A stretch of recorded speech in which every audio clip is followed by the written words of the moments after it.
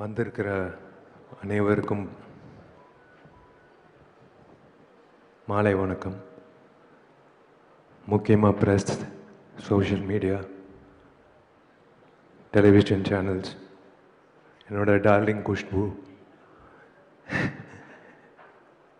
என்னோட இன்னொரு darling Vijay Antony, Sundar sir, எல்லோருக்கும் வணக்கம்.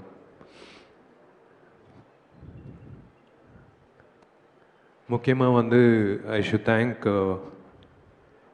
சார் சொன்ன மாதிரி ஜெமினி ஸ்டுடியோஸ் திரும்ப வரணும் in full fledge.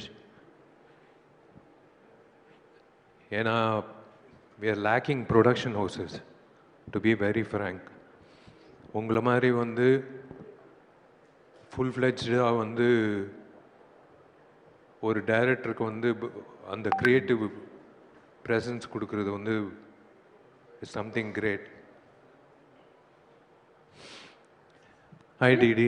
Hi sir, நீங்கள் பேசுங்க. அந்த சோஃபாக்கு வேறு ரீசன் இருக்கு, நீங்கள் வாடகை பேசுங்க. சாரி டிஸ்டர்ப் பண்ணியிருந்தா. ஒரு இன்சிடெண்ட் சொல்கிறேன்.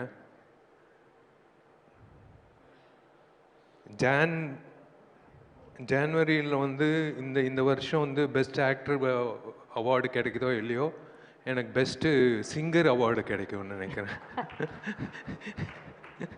Thanks to Vijay Antony. ஏன்னா ஒரு காமெடி நடந்தது.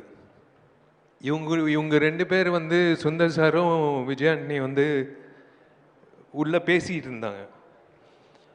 ஜி, இந்த பாட்டு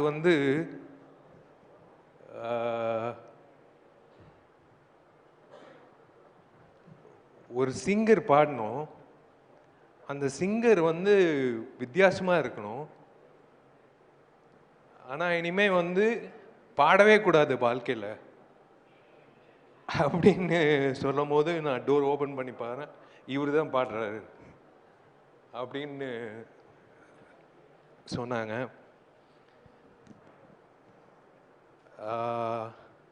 விஷால் சார், இந்த கதை சொல்லுமா அவங்க ரெண்டு பேரையும் மேலே கூப்பிட்டுலாமா?